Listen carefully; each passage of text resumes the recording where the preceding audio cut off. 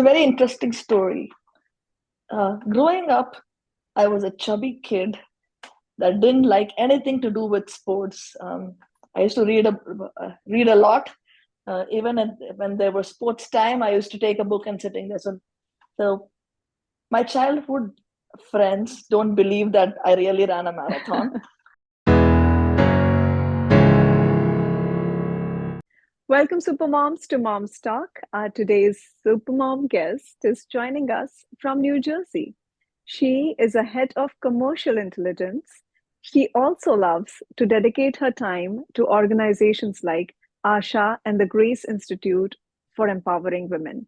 Welcoming Nandhita Karunanithi. Lovely to have you on the show, Nandhita. Hey, Avi, so nice to be here. Thank you for having me. Nandhita, commercial intelligence.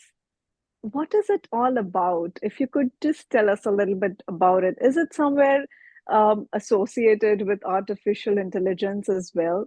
What's the role of being into a commercial intelligence? Yeah. So AI is the buzzword of the year and the day. Yes, it's associated with artificial intelligence, but it's not like chatbot or chat AI that we are all familiar with. AI has been empowering businesses for many, many, many years, and have been doing that for more than 15 years. But in this role, I work for an organization called DLL. They're a Mm-hmm. Dutch-based vendor finance company, which means that small to largest of businesses, when they want to buy equipment, they take a lease or loan for our organization. It could be a dentist office, or it could be somebody as big as Apple.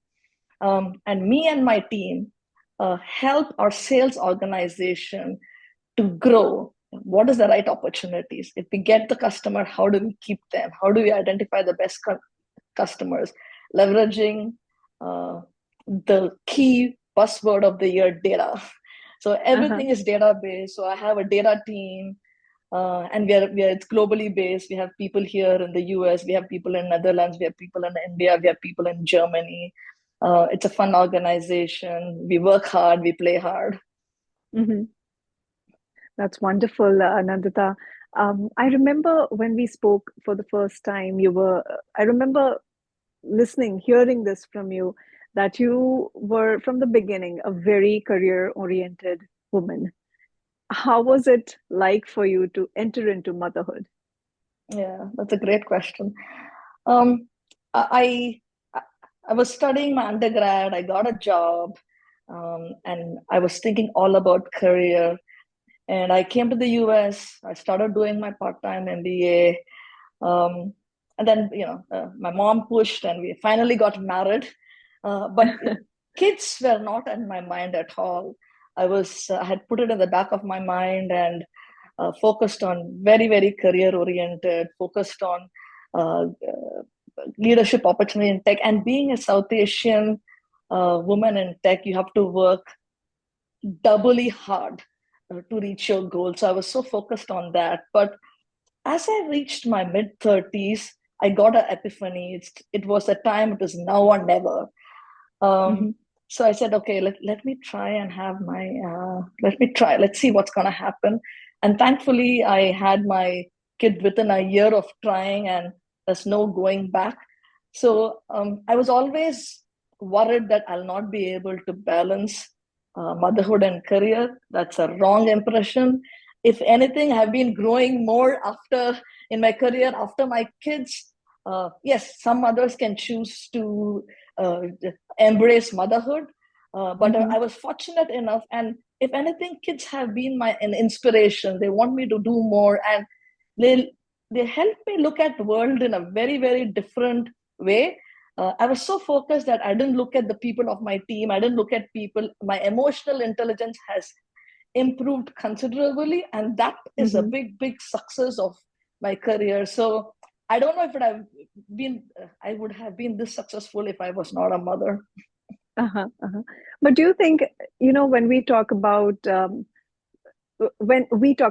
women, we typically see that there are women who are very much career oriented, And then there are women who like to spend time more into something other than just their own careers. And it's really about priorities. Some people like to spend time, they're very much into it, they're very ambitious in what they are doing.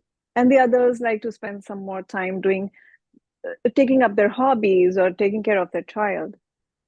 Do you think it was kind of difficult for you to merge the two together, that being so focused in your career, it takes a lot of your time, it takes a lot of your mental space too, and that's the similar thing that happens when you actually have a child, where you have to give a lot of your time, a lot of your mental space to the child as well.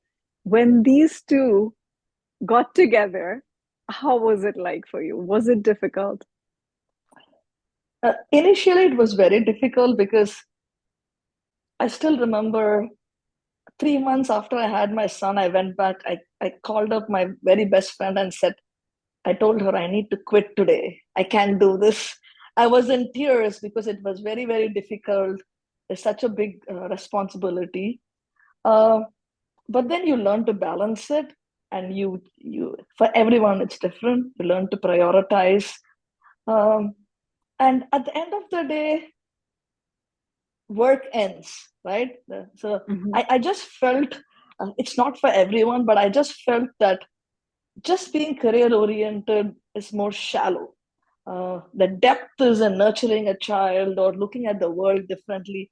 And my giving back journey expanded Mm-hmm. after I had my child, because I was so focused. I just feel that I was very, very blindsided by my career.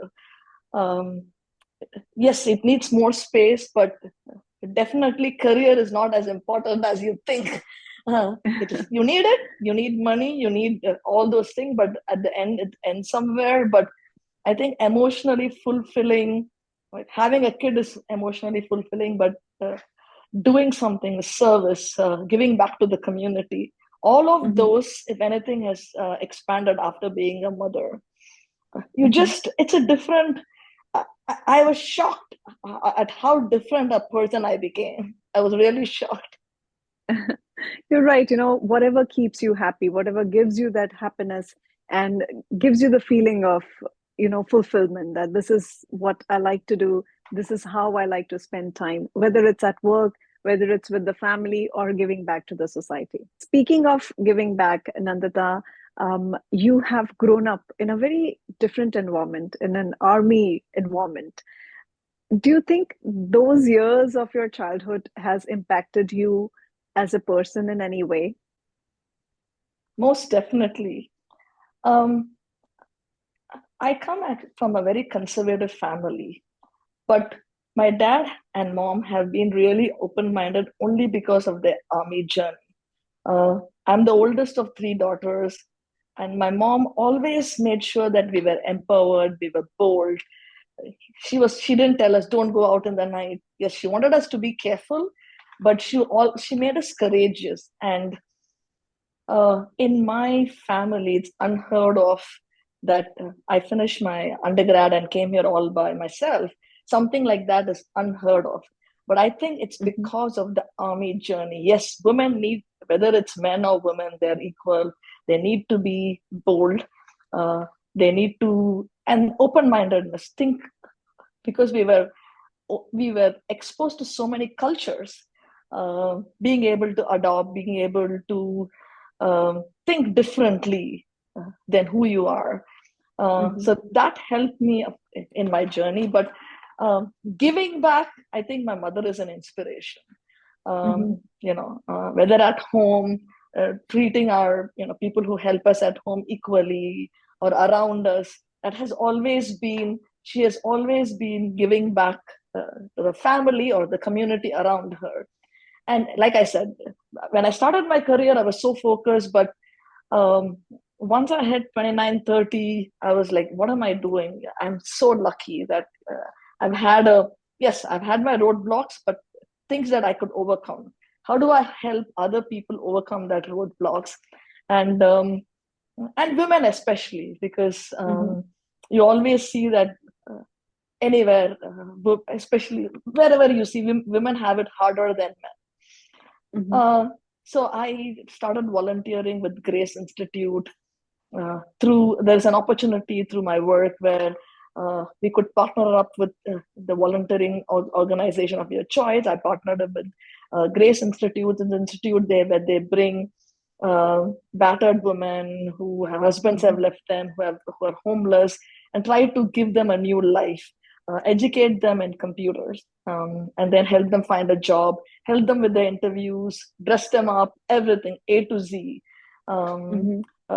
So that was the start of my giving back journey. But the last couple of years, I have been volunteering with Princeton Foundation.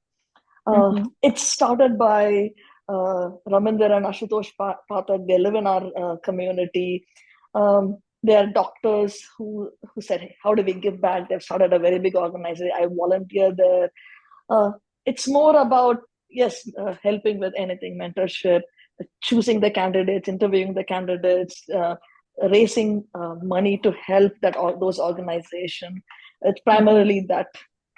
In any which way possible. It's not, I'm not choosing one way, whatever I can do, it's very easy to write a check, right?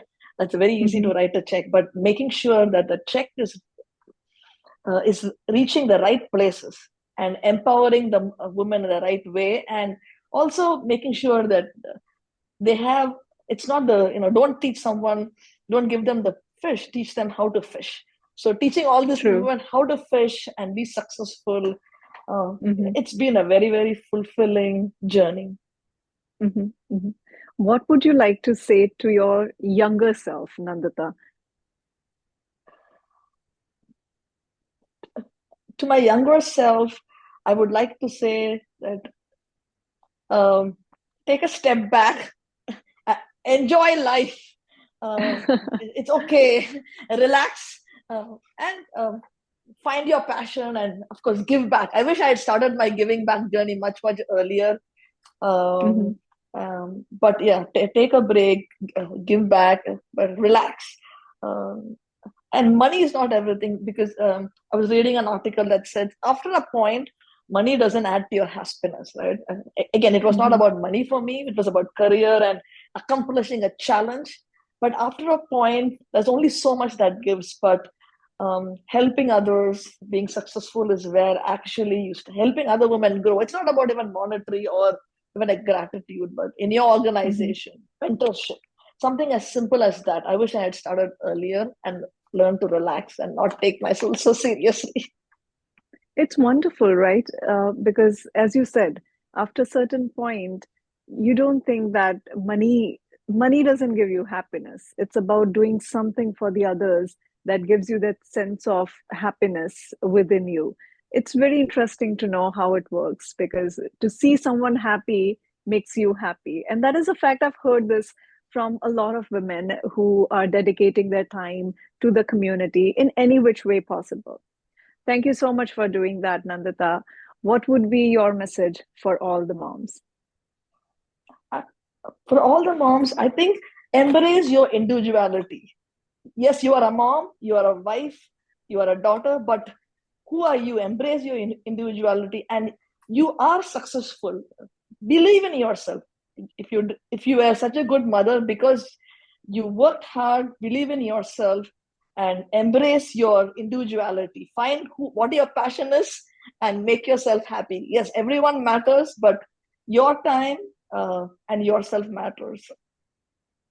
Absolutely. Beautifully said, Nandhita. You also run marathons for fundraising. How did that happen? How did you find that time from giving back to the society, helping the organizations, being into your career, and then running marathons? How did you get into that?